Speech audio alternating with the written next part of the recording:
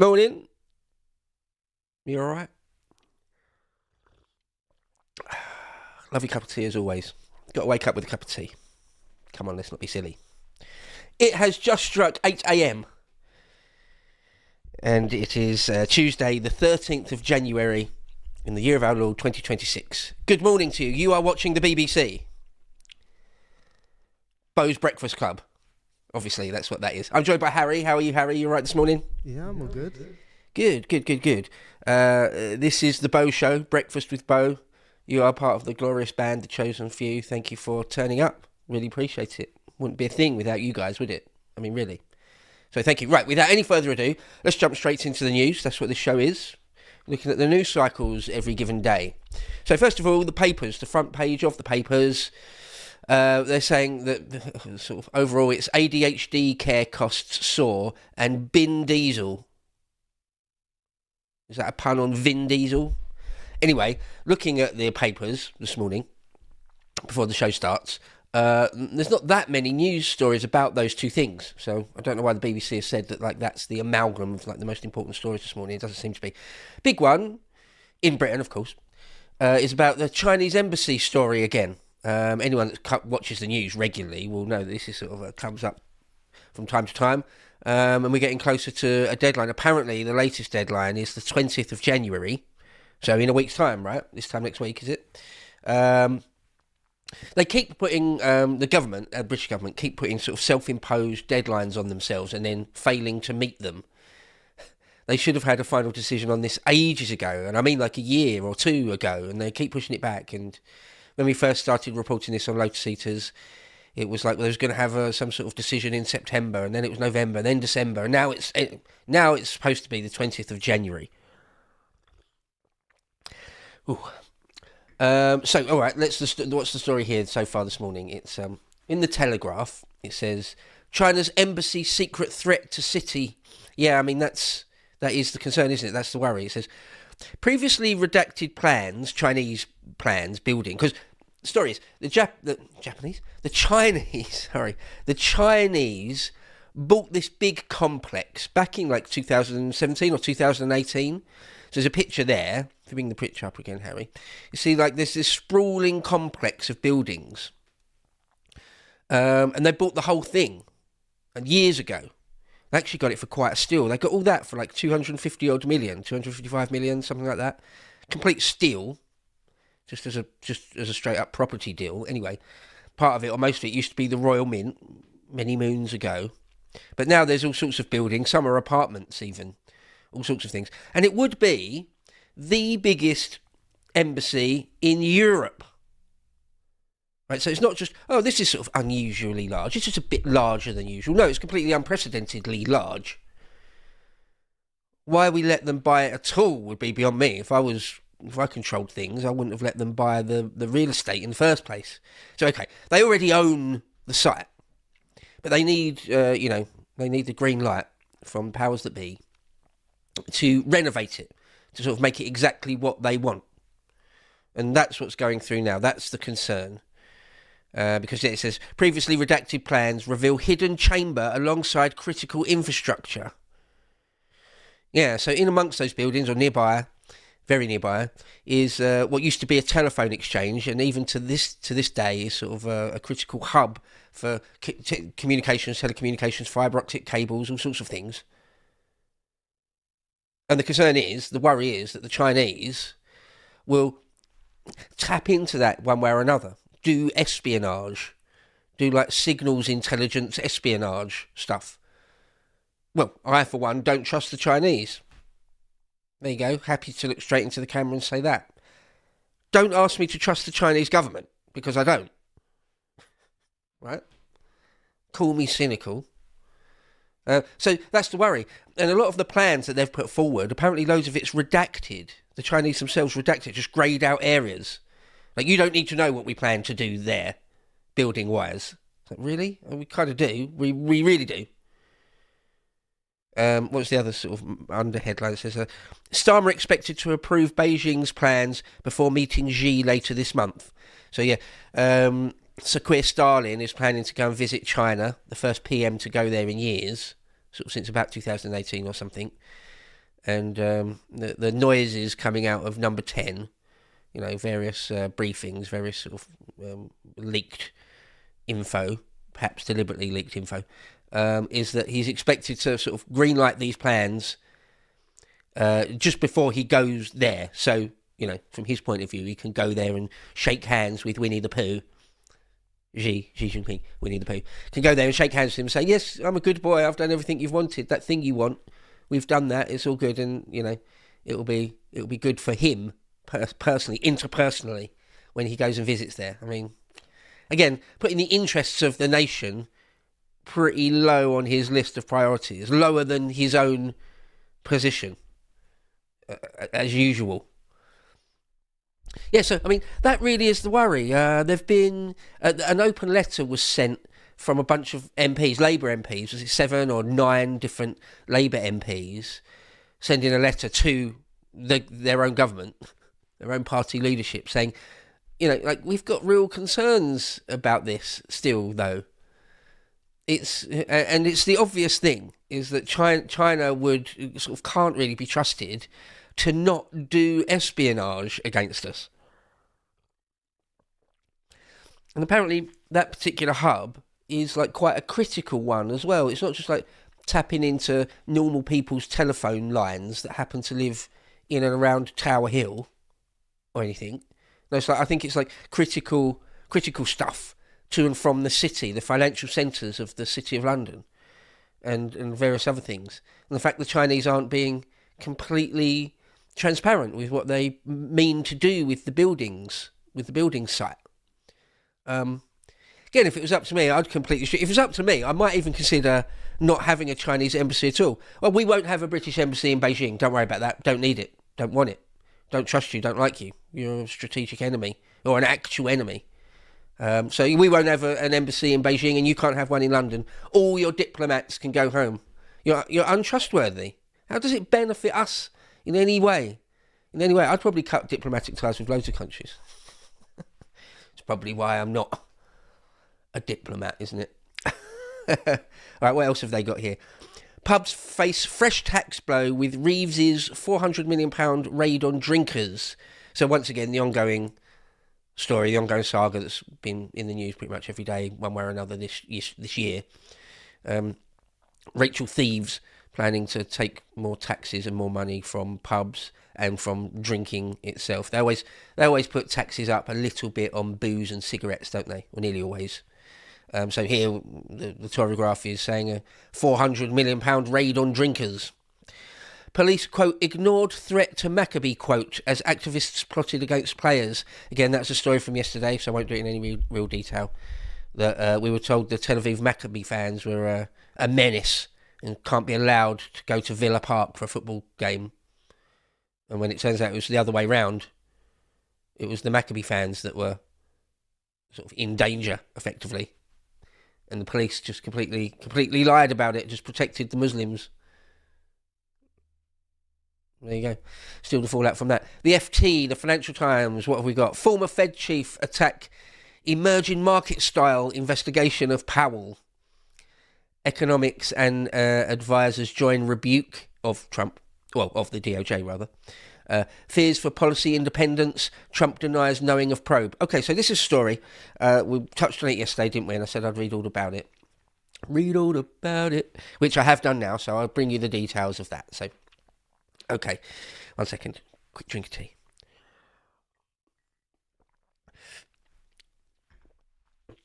Right. So, the Department of Justice, i.e. the US government department, which is in charge of bringing prosecutions against people, have brought a criminal prosecution against Jerome Powell. Okay, was the leader of the Fed.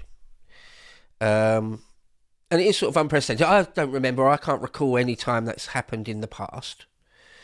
And on paper, there's two levels to this. It's like what's happening on paper, and then what people are saying is sort of really going on, sort of the real motivations and things. So, first of all, on paper, it's supposed to be a furore, a row, all about that he lied under oath in front of a congressional, or was it senatorial committee, like last year. By the way, he's a Trump pick. Trump picked him during his first term. But nonetheless, that doesn't necessarily mean anything. Like a president can pick someone, then fall out with them and become a political enemy with them later, further down the road. I mean, that's not uncommon at all for something like that to happen. But just incidentally, he was a Trump pick in the first instance. But that doesn't really mean anything. Okay, so about a year ago, when you're under oath, you sort of, you can perjure yourself if you lie, just like in a court. If you tell a lie in court, that's a crime, isn't it? Perjury. So the same goes for a lot of senatorial and congressional hearings. You're not allowed to lie. If you're later shown to have lied, that's a problem. That's why quite often people just rely on "I do not recall" because that's not a lie. They can't prove that you don't recall. So that's an out, rather than you've been cornered to the point where you're going to have to lie. So instead of that, you just say, "Oh, I just don't remember. I just don't recall." If you ever find anyone saying that, you know that they're dodgy. "Oh, I don't recall." Remember when Rishi Sunak kept saying that repeatedly over and over and over and over again in a COVID inquiry, even though the events were only like a few months ago or a year ago, just like a dozen times saying, "I don't recall." Okay. Anyway, on with this. The Fed chief. It was a question all about. It's like a relatively small thing, really, in the scheme of things. That they were renovating some buildings. The Federal Reserve, want to or are renovating a couple of buildings. Big buildings, right? And it was going to cost. They thought it would cost like $2.5 billion to do. And he was quizzed all about it. Jerome Powell. And then a bit further down the line, it was. It looks like the budget has spiraled a bit. It's now like over $3 billion. And, who knows if there's anything dodgy really going on there or not. Quite often all building projects run over. That's sort of par for the course, isn't it? But so the DOJ have decided that he's actually done something criminal in those giving those testimonies. Now, Trump claims that he didn't know anything about it, because his enemies are saying Trump's just going after the Fed. This is just a witch hunt. This is just the president trying to take more control over the Federal Reserve, and it's Trump going after his political enemies. Well, Trump claims, whether you believe him or not, Trump claims he didn't know anything about it because the DOJ can't and won't tell the president every single thing they're doing. I suppose a president could insist that his head of the DOJ, it's Pam Bondi in this case, isn't it? He could insist that anything of any real note, run it by me. I suppose the president could do that. But Trump doesn't. Usually the president wouldn't. They've got enough on their plate as it is already. He's wearing so many hats as the president of the United States. Anyway, Trump claims that he didn't know anything about it. So when his detractors, people like, I don't know, Elizabeth Warren, right, or Janet the felon Yellen, when they say, this is Mr. Trump's overreach, this is Mr. Trump going after his political enemies, well, apparently he didn't even know anything about it. I mean, if you believe that, I'm prepared to believe Trump on that. Probably, I think. So they're saying it's about this lying about the money it costs to renovate a couple of buildings. But the layer below that is what I've just already touched on, that whether central banks, whether it's the Bank of England or the Federal Reserve, and the Federal Reserve is it's a different thing fundamentally to the Bank of England and other central banks. I won't get into it because it's so complicated, and maybe it's one really for Dan and Brokenomics. The nature of the Federal Reserve, it is complicated. I'm interested in it. I used to be in banking. So I've read a fair bit about the history of the Federal Reserve and stuff over the years, and haven't got time to go into it here. But fundamentally, this is at the crux of it. Is it who should have the power to set interest rates, federal interest rates? Should it be a completely independent Federal Reserve body? Hesitate really to call them a central bank, but anyway, the Federal Reserve. Should it be those guys, some sort of monetary policy committee there? Or should it be, like the Treasury, the actual Federal Treasury, or the President himself even? Should it be that the President can say, I think interest rates should be cut by 0.25% this month. Well, at the moment, and it's been the way for the long time in America, like 100 years or whatever, that the Federal Reserve get to do that. They completely make that decision independently. The president cannot tell them to higher or lower interest rates. Now, quick equivalence in the UK, the Bank of England, right? Gordon Brown, like 20 years ago or something, gave full independence to the Bank of England to do that. Before Gordon Brown, it was the government, it was the Treasury. Her Majesty's Treasury got to make that decision. In other words, the government, like the Prime Minister, could sort of send word down to the Treasury to change the interest rate. Gordon Brown got rid of that and let a monetary policy committee at the Bank of England do it. So different countries do it slightly differently. It's not sort of written in stone that like this is the way it must be and anything other than this is just wrong and bad. I wouldn't say that's the case. It could be one way or the other. Is a president, is it sort of fiscally irresponsible or like morally wrong or anything for a president to have that power? I don't think so. Nonetheless, it's not the way the United States have done it for a long time.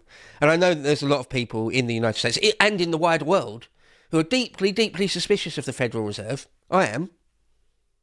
Like when you look into the details of what the Federal Reserve actually is, how it works, who really runs it, owns it, controls it. It's like, really? That's how you're doing things?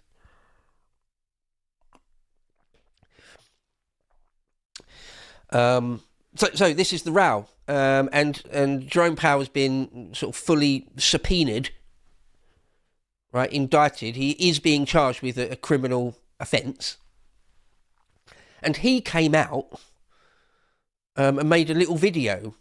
I saw it this morning. It was like or the bit I saw was like a minute long, probably a bit longer than that, unredacted, but it was like a minute long of him saying, "This is what's going on. I'm completely innocent. This is just sort of a witch hunt." I'm paraphrasing. But this is sort of a witch hunt by Donald Trump, and I've done nothing wrong. It's absolutely outrageous that you could even imagine that I might lie, all that. And that's unusual. Usually once the DOJ launches a criminal investigation into you, most people just keep quiet at that point. It's the prudent thing to do, right? If anyone's out there and you're going through a court case, probably don't make a YouTube video about it. The courts don't like that. And you'll probably damage yourself. You almost certainly damage yourself in your case.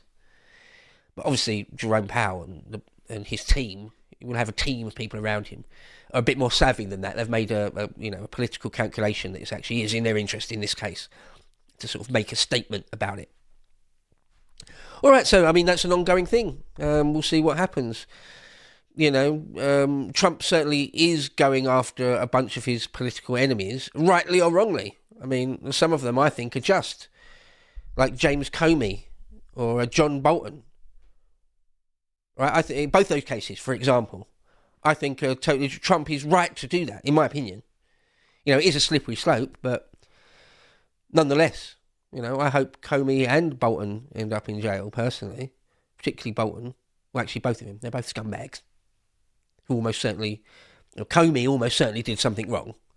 Whether John Bolton did or not is much more of a grey area, but I'd still like to see him banged up in clink for the rest of his life. Oh, yeah. Economic advisors join rebuke. So loads of the other, I think I saw somewhere written, all the living ex-heads of the Federal Reserve came out in support of Jerome Powell and rebuked Trump.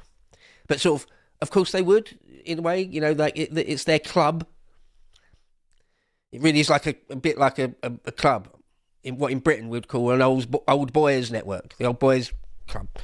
So they all came out in support, but you would expect that. I would think.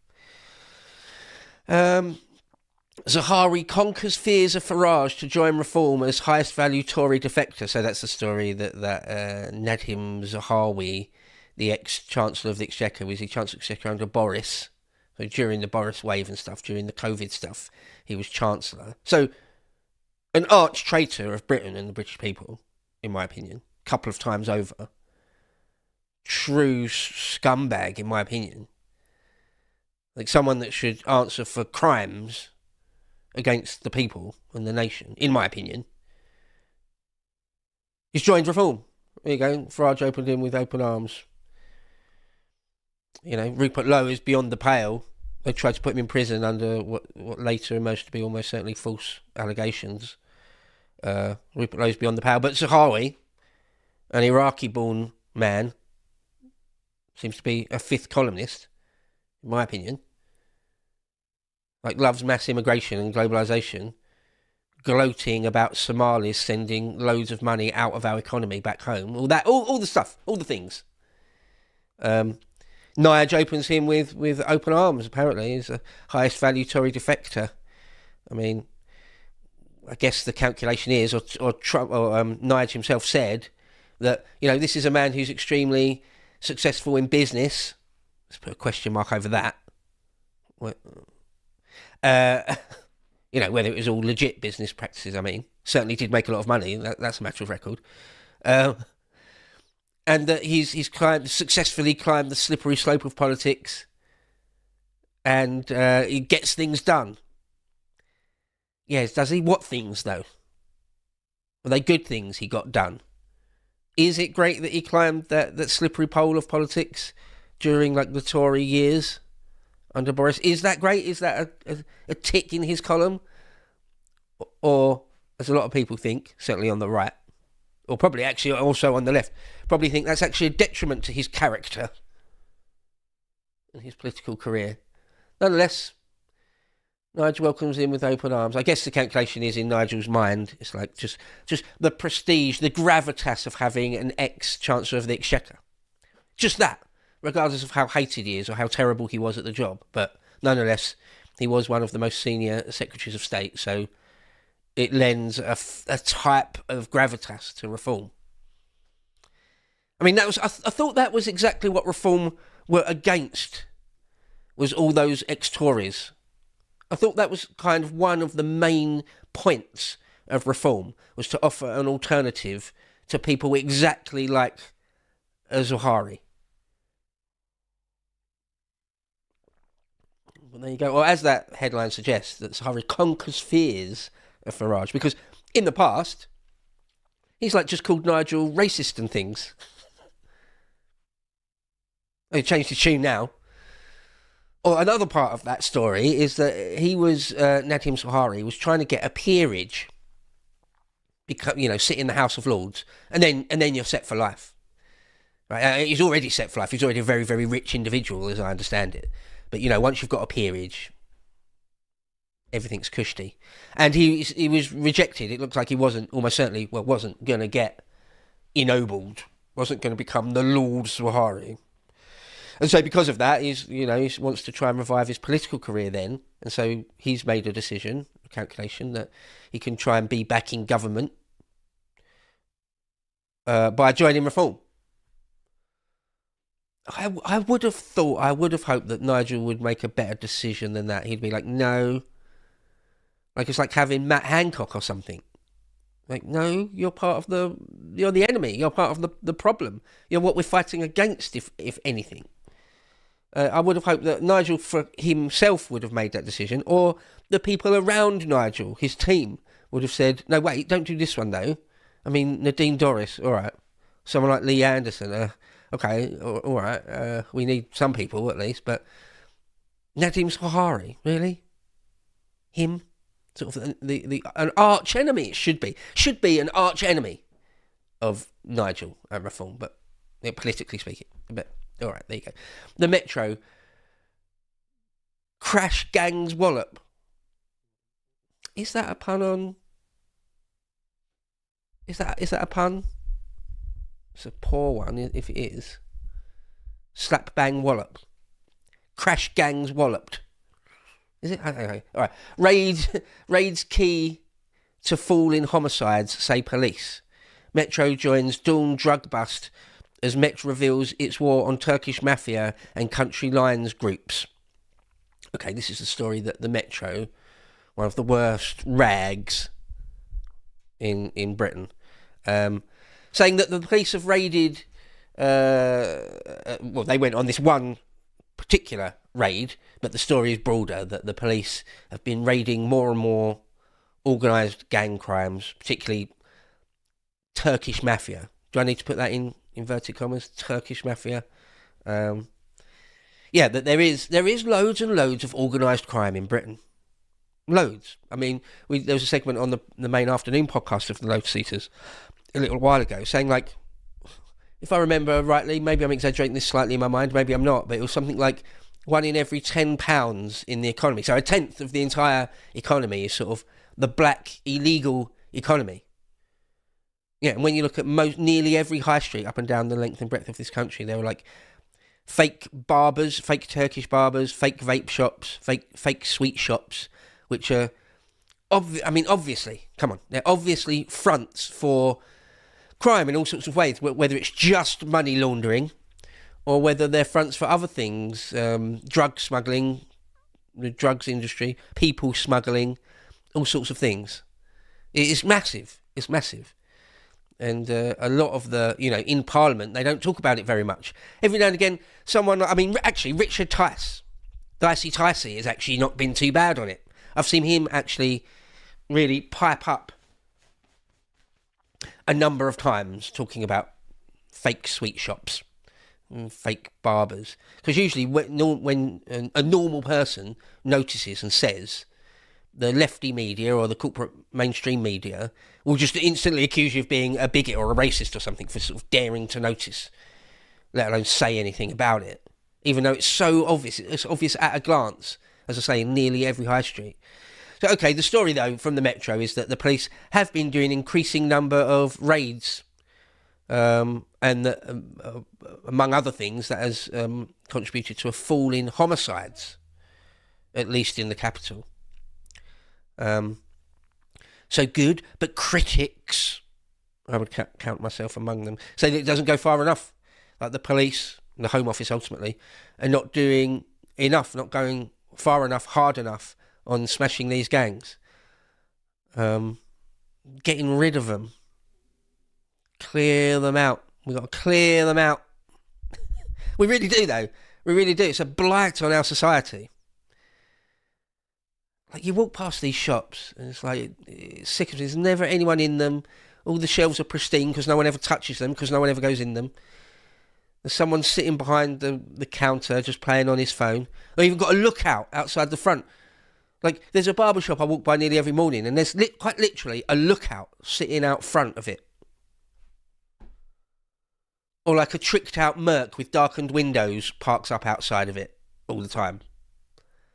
It's obviously organised crime. Horrible, horrible, horrible. I would, again, if I was a Lord Protector in Beau's Britain, I would put unbelievable resources into smashing that to bits. All of that. There would be a war on it, if it were up to me. I don't want a society riddled with organised crime. Sorry, not sorry. Come on. Never used to be like that until just a few years ago. Really, just like 10, 15 years ago. Certainly 20 years ago plus, when I was growing up, when I was a kid or a teenager in the 90s. It just wasn't a thing. You didn't have loads and loads and loads of fake shop frontages that are obviously foreign-controlled, organised crime. This country. Under 16, what is this, the iPaper, is it? Yeah, the iPaper. UK under 16s could be banned from social media within months. Aussie style. So it's Liz Kendall and the government doing more censorship. It may or may not be that bad. I've got mixed feelings about this. We've done a segment on this before as well. If you're a kid, under 16, might be better if you don't get to see loads of gore and snuff footage and hardcore porn. Might be better if that isn't passed around the playgrounds in primary schools. But then there is the angle of just government censorship. Should it not be on the parents or maybe even the schools to sort of police that stuff? Is it the job of the government to say, I don't know. It's a difficult one. But let's see, what's the under headlines? They say The government is open to following Australia with UK-wide ban amid fears over harm to children. Yeah, it's a legit concern, isn't it? I would be worried if I had a little kid in primary school, or some other kid just shows them something horrific on a phone in the playground. Just turns the thing to them. Go, there you go. That's your psyche ruined for life. That's bad. It's a worry. The Technology Secretary Liz Kendall is understood to be open-minded about a possible restriction. Department of Health researching the evidence base and implementation for the Australian policy change after its social media ban came into force in December. New guidelines also announced the technology use for under fives on back of recent evidence that high screen time levels could affect language development. Again, sorry, this is right at the limit of my eyesight, how small the writing is. I will be driven by evidence, says Kendall. Well, I think she'll be driven by ideology and what her boss says. That's what I think.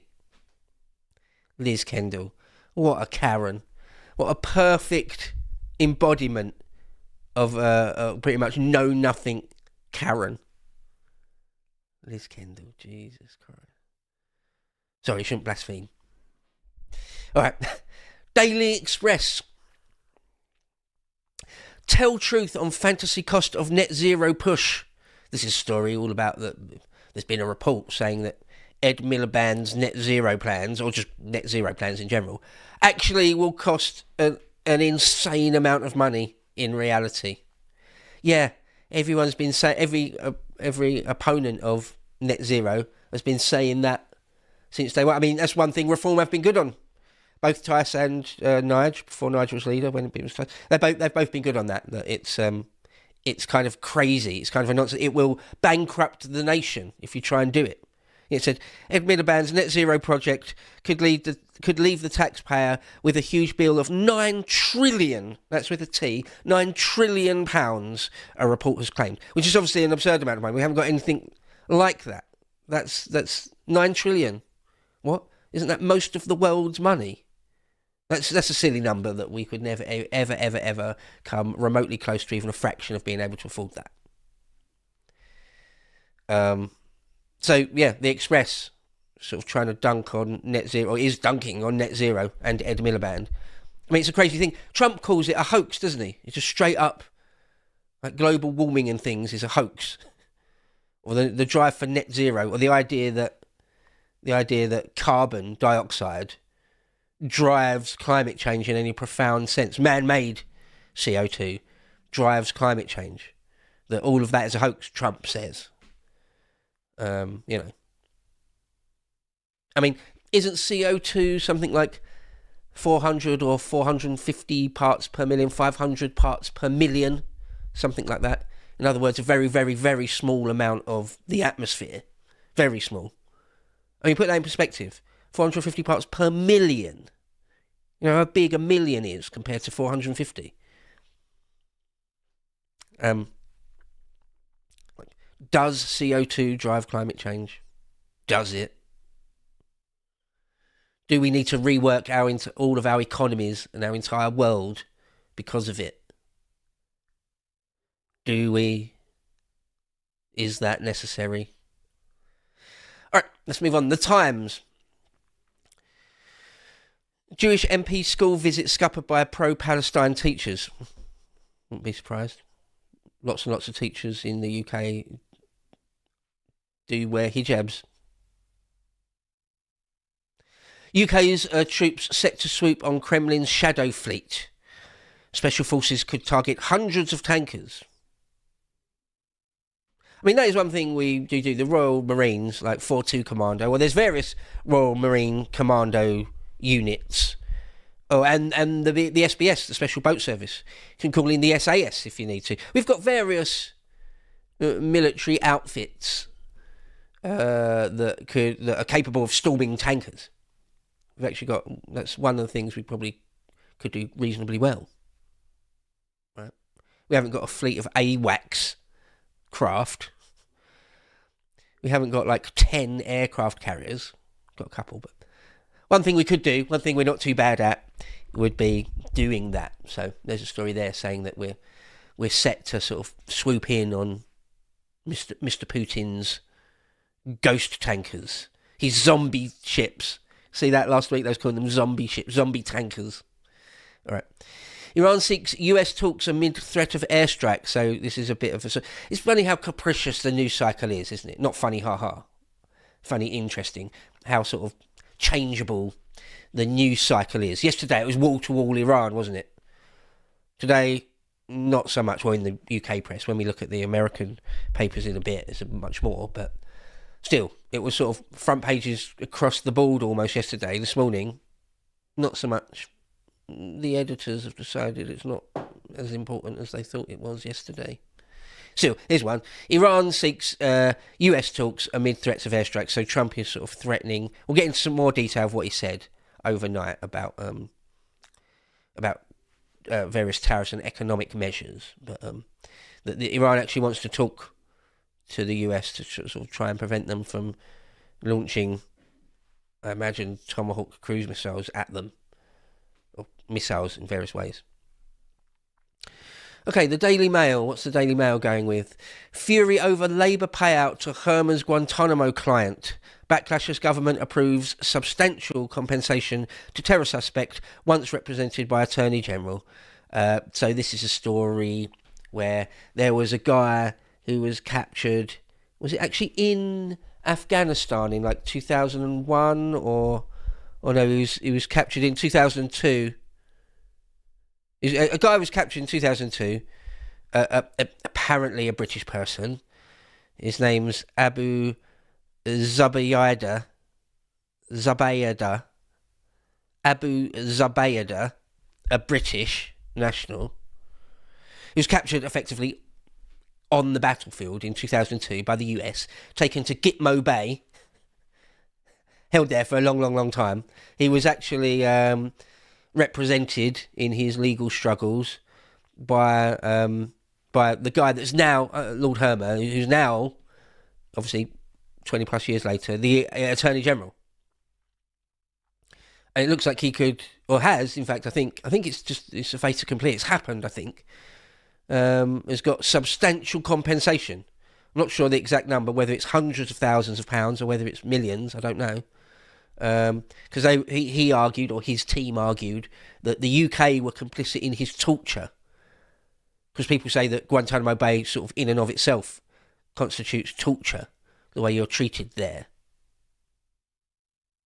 Whether it's actual sort of waterboarding and stress positions, or just the fact that you're in Guantanamo Bay at all, that the conditions are harsh, well, relatively harsh compared to, European prisons and jails.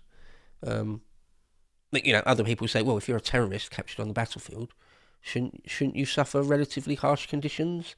But I don't know.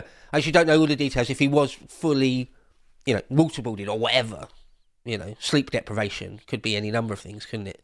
But yeah, apparently our government has now approved substantial compensation to this fella. It's just one more example, in my opinion, broadly speaking. I'm talking more broadly now, beyond just this individual person and his payout.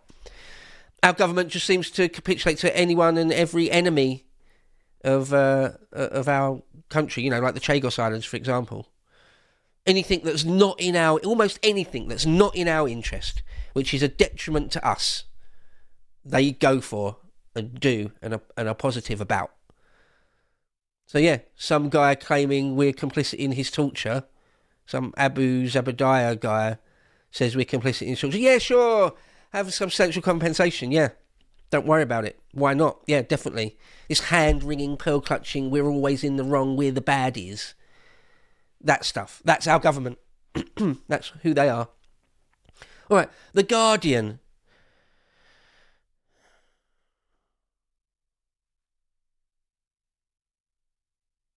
The Guardian. They go with ADHD care costs soar as NHS turns to private sector. So that's finally a story about ADHD. Gotta say, just a bit of sort of personal preference here. Don't really care about ADHD. I don't have ADHD. Like the Michael J. Fox thing of like Michael J. Fox cares about Parkinson's because he's got Parkinson's. If you haven't got Parkinson's, or no one you know in your family's got Parkinson's, you probably don't care that much about Parkinson's. It's just the way it is, you know. It's just the way it is. Yeah, I don't have ADHD. I don't know anyone who has. So I also think a lot of people are diagnosed with ADHD or something equivalent. Loads of people are diagnosed with like really mild autism or Asperger's, and it's just no, they're just a little bit weird. Right? I think there's an over-diagnosis of these things, but I'm no doctor. I'm no MD. I'm no medical doctor. So take that with a pinch of salt. It's probably not worth anything. That opinion, maybe, possibly. But ADHD costs soar. All right, do they? Next thing, Iran downplays protests as anti-US crowds rally. So this is part of the thing that I mentioned yesterday. There is an argument to be made that a lot of the protests in Iran weren't necessarily quite as severe as they were being made out to be. I read it again, I don't know, because I'm not on the ground. But it could be that the regime is sort of nowhere close to toppling. Even if all those protests were as severe as they looked and the death toll is as high as some say it is, all that still might add up to the net result of the regime isn't close to toppling still. I mean, I said my prediction, wasn't it, that they would still be there this time next week? Yeah, I mean, probably. Who knows? As I say, we could wake up the next morning, wake up tomorrow, and the Ayatollahs are gone. But I'll believe it when I see it. That's all I can say. So many false dawns. How many false dawns do we need in like an Iran regime thing before you realise? Just wait and see till it actually happens. Otherwise, it's probably not going to happen. Zahari moves to reform amid peerage bid claims. Yeah, that's the angle that he wanted to try and become a lord and has failed. The Sun. What have we got in the Sun? Fuel pumps to start vanishing within 4 years. Bin Diesel. That's surely a pun on Vin Diesel, isn't it? Bin Diesel. Yeah, that's a story that, like, because, you know, at most petrol stations you can get petrol or diesel. And that they're trying to phase out diesel. Because it's a bit of a dirtier petrol. There's some petrol heads that like diesel, think diesel's good. Okay, that's the world we live in, isn't it? Further push towards electric cars and, phasing out diesel. So the Sun thinks that's front page news today. That rush to lecky cars. So move towards electric cars and move away from diesel all at the same time. Fuel pumps to start vanishing within 4 years. All right. The Star. I was about to say before I scrolled down, I wonder what slop they've gone with today. Well, it's something about Greg Wallace. If anyone's foreign or American or Australian or something, this guy, Greg Wallace, just used to be on TV loads. He was just like a staple of various presenting roles. And he was kind of cancelled for allegedly sort of being rude towards women, should we put it that way. You know, I don't think there was allegations. I'm pretty sure he's certainly not been convicted of any like actual full-blown sex crime or anything like that. I think he was just like made like kind of lewd jokes and things. But even that was enough. You know, some Me Too women came out and said, Greg Wallace is a disgrace and he's all that sort of thing. But I don't think it amounted to much. Well, the headline is here. Greg, sorry, not sorry. Lewd gags no worse than Bake Off. So the little thing says there, if I can just about read it, sacked Greg Wallace, apologised for his MasterChef antics. Oh yeah, he was on MasterChef and Celebrity MasterChef, among other things. He did actually present all sorts of other shows. He apologised for his MasterChef antics, then defended gags about spotted dick, nuts, and little tarts. And then the Star says, Greg, mate, that's not really being sorry. So yeah, I don't actually know the extent of Greg Wallace's misdemeanours. Let's call them misdemeanours. I mean, maybe that's even a bit too strong.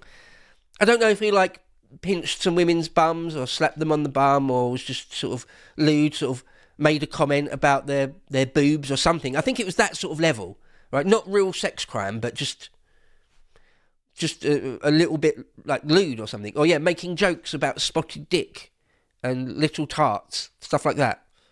So, I mean, in my opinion, I don't think there's if that was all he ever did, just make sort of lewd comments about things, it's not that bad, is it? Come on, let's have a sense of humour. How prudish are we going to make our society? Like really, really sort of Sharia level prudishness? Is that where we're going with it? Like you can't say anything risque ever? Is that where we're going with it? You can't make a pun about nuts. Really? That's where we're going with things, is it? All right. Let's have a quick look at the actual websites. BBC. Trump briefed on military and covert options for Iran, sources say. Yeah, I did see him come out and say that any country that does any business with Iran will get immediate 25% tariffs slapped on them. So, there you go. He's basically just trying to isolate Iran as much as possible, economically speaking. ITV News. Iran's supreme leader warns US as death toll from protests rises. So they're continuing yesterday's news cycle of just that there's more and more deaths. Channel 4 News, real slop. This blood will come back to haunt you, family of Iranian students shot dead, say. Channel 4 News, worst of the worst. Sky News. BBC to file motion to dismiss Trump defamation lawsuit over Panorama edit. Yeah, so quick word on that. Panorama, if anyone doesn't know, very quickly. Panorama did a documentary, if you want to call it that. Not a propaganda piece. They created a quote-unquote documentary just before the last US presidential election, and they re-edited Trump's January the 6th speech to make it look like he had directly and explicitly called for people to march on Capitol Hill, which he didn't. They took bits from like almost an hour apart in the speech and put them together, and it looked like he was basically saying, let's all go down to the Capitol and storm it, when he never said any such thing. And Trump's taken them to court in I think in Florida. He's brought a defamation lawsuit against the BBC, and trying to claim billions of pounds, or is it dollars? Like £5 billion or dollars, which the BBC could not afford. And so the BBC now have filed a motion to dismiss that before it fully goes to court. I think one of their main arguments was that, but Trump won the election anyway, so how was it even defamation? It's a very shaky argument, that, isn't it? You know, it's like, I tried to shoot someone in the head, but I missed. What's wrong with that? I didn't, I don't know. BBC. Filth. The Daily Mail. Shocking footage shows Seat Leon racing through suburban roads at 122 miles per hour, uploaded by teen who was killed in horrific head-on smash just hours later. Clip now part of police probe into crash that left 4 dead. Dicing with death. Again, sad, bad, not good. Is it like the top story today in the world? I don't think so, but I mean, yeah, young people driving extremely fast. It's probably almost certainly not going to end well. I mean, Seat Leon. I was about to say, people that own extremely powerful cars, because quite often that is a younger person who's not that experienced behind the wheel, somehow gets in something extremely powerful, like a souped up Merc or Beamer or something, and crash and kill themselves and or others. I was going to say there should be special driving requirements for people that have extremely powerful cars. Like sometimes you get someone who's young and somehow get their hands on a Porsche or Ferrari and completely total it within days or whatever, because they can't handle it. Because it's difficult to drive an extremely powerful car. You need to know what you're doing. You need to be able to feel the grip, right? Anyway, but it was a Seat Leon, so it's not even a case of that. It's not even a case of someone. It's sad. It's sad, isn't it? I mean, but is that really front page news? The Express. Horror conscription warning for 2 groups of Brits, with UK army weakest for 200 years. Yes, this is a story that keeps coming around more and more, that the powers that be want to be able to have a much, much stronger, bigger sort of standing army. And in order to do that, because a lot of people have lost faith in their own government, don't want to fight for the government, the conscription is down. Sorry, the voluntary joining of the armed forces is way, way down. And the government are saying that the only way to sort of deal with that is conscription. Well, good luck with that. I don't know anyone, really. I don't really know anyone IRL who's sort of up for that or interested in that, you know. Talked to quite a lot of Zoomers in the office even. There's a fair few 20-year-olds, 20-somethings in the Lotus office. None of them would dream of being interested in. I mean, Harry, you're 20, right? I am, yeah. What were your thoughts and feelings if you got a letter in the post that said you have to join the army now and do a year or 2 in the army? I just wouldn't. It's not. I mean, this isn't the government I'd want to fight for. There you go. That's the voice of the Zoomer there. Just a real opinion from an actual real life Zoomer. Are you even the generation younger than Zoomer? What's the generation they call that's younger than Zoomers? Alpha. Are you that? Does that count? No, I don't know. I'm Zoomer. Okay, you're Zoomer. Okay. I don't know where the alpha starts. I don't know all these things. All right. Let's have a quick look. The Sun, not happy. This is a story that, well, it says, Fury, as pathetic PM's laughable brainwave to stop channel migrant dinghies is revealed to be a new TikTok account, an app. Not happy. Very funny. Very, very, very witty and funny from the Sun there. Oh, so droll. I've only got so many ribs. That's a real rib tickler, that one. It's a real groin wrecker. Not happy. Okay, the New York Slimes. US used aircraft that looked like civilian plane in September boat attack. This is a story that, when the US military blew up some Venezuelan boats in the Gulf of Mexico, would it be, or just off the coast of Venezuela in the Atlantic. They used a plane that wasn't clearly marked as a US military plane. It was made to look just like a civilian one, and that may be a war crime, according to some, according to Hegseth's enemies, according to Trump's enemies, according to, fifth columnists within the US. All right, let's move on. The Washington Post, US plane, same story. US plane used in boat strike was made to look like civilian aircraft. Alrighty. Los Angeles Times. It's let's skip that one. The Aussie News, Adelaide Writers' Festival cancelled after backlash to uninviting academic who celebrated October the 7th. So this is a story that seems to be all over the Australian news the last fair few days. Really, is that they've got the Writers' Festival. And the Australian government tried to interfere with who or who couldn't attend it, and then loads of the artists, writers, whatever, are complaining about that.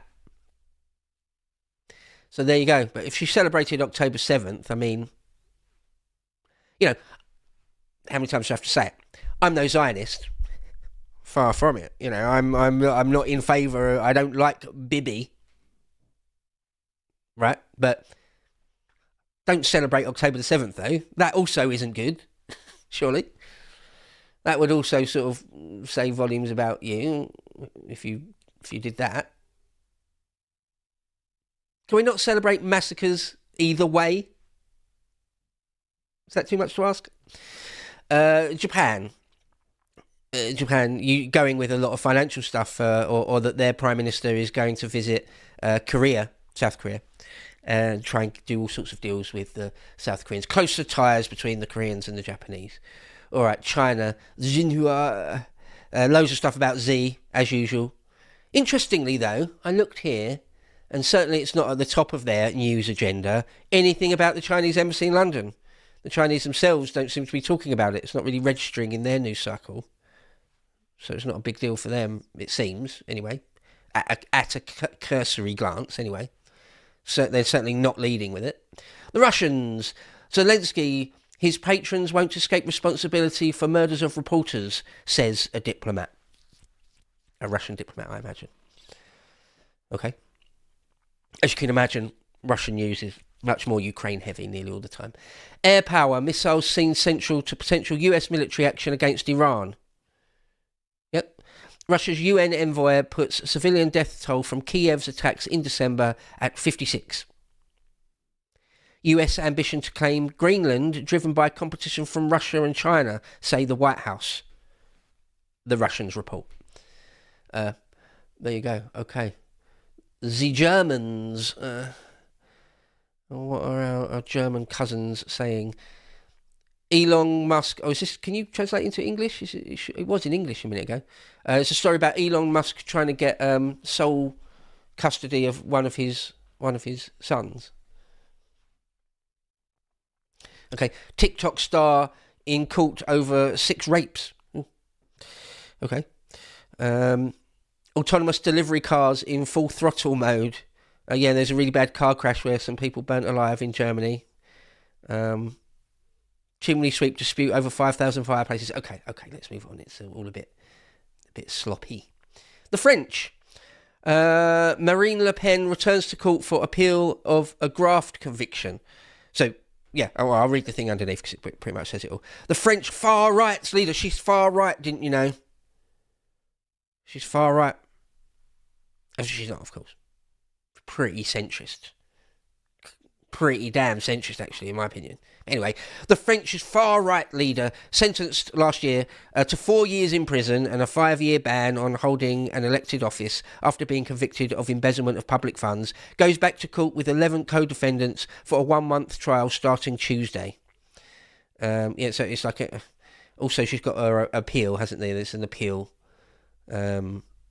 Hopefully she'll win her appeals. Otherwise, I guess she does go to prison. And then obviously can't stand. But someone else will. That's the thing the left don't get when they try and demolish people like Le Pen or the AfD in Germany or Nigel here or someone like Tommy or someone like Trump. Or when the left try and demolish the leaders of sort of right-leaning or right-of-centre political groups and movements and parties. It's like someone else will step in though, because you're not dealing with the actual grievances of nationalists and patriots and things. You're not dealing with any of that. So, okay, you can do lawfare against someone like Le Pen. Someone else will step into the breach because you haven't dealt with any of the problems that you, the left, have created. Right? Okay, we're getting near to the top of the hour. All right, let's read a few super chats on Rumble Rants. Fictagious says, here's an idea for conscription.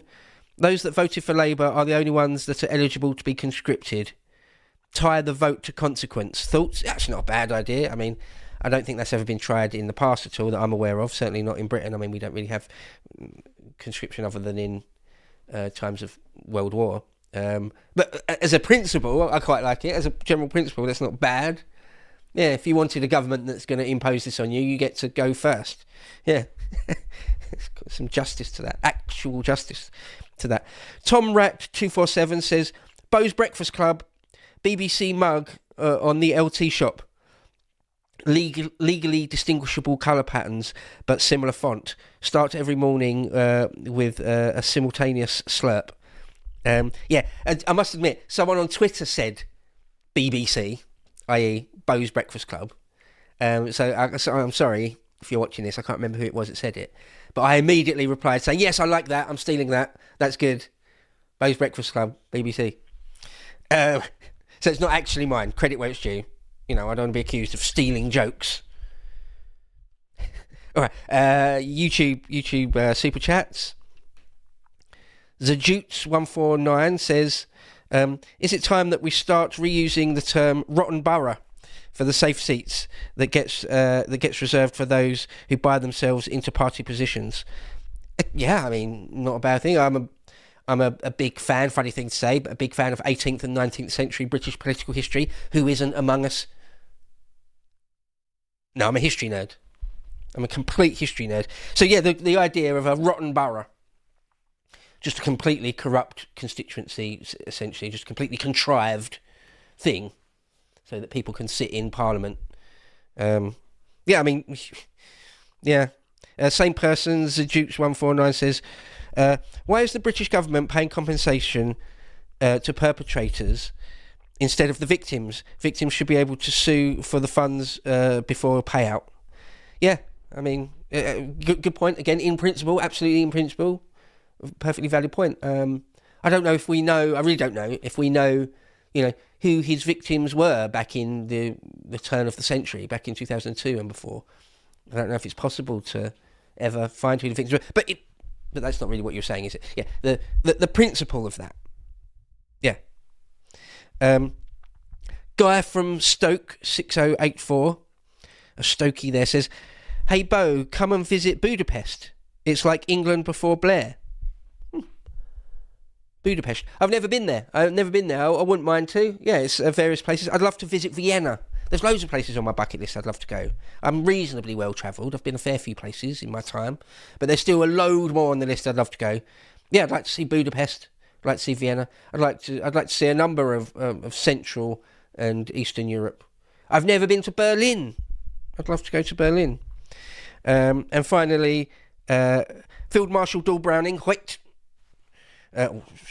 Shouldn't really salute if you're not in the military, should you? But there you go. Field Marshal Dawn Browning doesn't say anything, but gives 10 Aussie dollars. So thank you for that, Dawn. Appreciate it. All right, that is the hour. It has just clocked round to 9 a.m. So we'll leave it there for this morning. Thank you, as always, for joining Breakfast with Beau, the Beau Show, Beau's Breakfast Club, the Breakfast Club.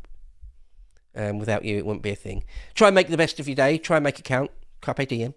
Seize the day. You'll only have this day once, ever. So, make the most of it. All right, until tomorrow. Take care.